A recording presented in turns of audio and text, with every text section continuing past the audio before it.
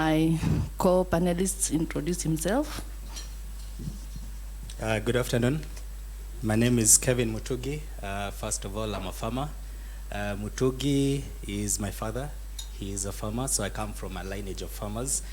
And we have solutions that are crafted to other farmers as well in my community, and we've been giving them tools over the years so that we can be able to all be sustainable and, stop being as poor as we are perceived to be as farmers. So thank you. So I think we'll begin with Kevin, where you have talked about farming. Our session will be talking more of the agriculture side of things, on how to promote sustainability and the role that impact investing has. So maybe Kevin, you can take us through on what approaches we can use in Kenya for sustainable agriculture, and what adaptation strategies can be implemented, and what you have seen on the ground. Thank you, Florence. So I think it's important when we're talking about sustainable agriculture to mention the effects that climate change has done in regards to agriculture. So it's unfortunate that in Africa we're the least contributors to greenhouse gases, but then when it comes to how we are hit, it's catastrophic. So if you look at, for example, when I go to my village, you find so many bare land that is not arable. Long time ago used to be arable. You find the cultural views and the cultural ways of doing things do not really help us. For example,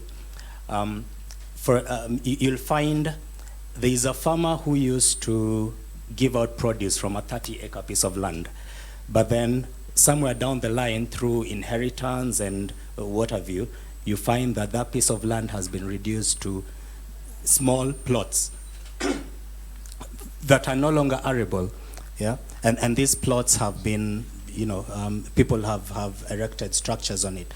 So it's important that we change our thinking and how we do things, so that we can be able to bring out this sustainability. And what do I mean? First of all, I feel it's important that we start consolidating land and farming as a community, so that we can be able to bring the pie home as a community. Number two, we also need to start conservation farming, whereby we do a lot of agroforestry. I advocate for planting of trees. I'm a member of a few organizations that we do tree planting every now and then. And I also contribute to agroforestry. Another item or another way we can be able to be sustainability, because what my company does is it brings traditional and modern ways to be able to bring change.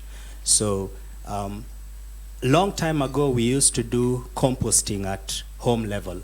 I think it's high time we go back to composting at home level, so that we can be able to bring the organic way of enriching the soil. Another item will be, you find most of this land that used to be arable, but nowadays is not.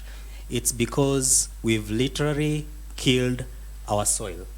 Yeah, we've used so much pesticides in the sense that the soil is dead.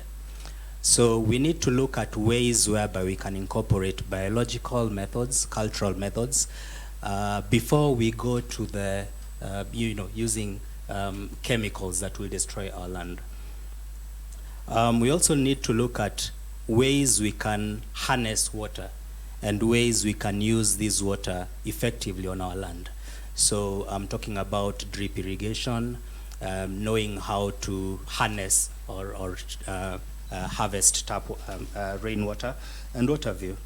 There is another, let me not say character, there is a habit we have.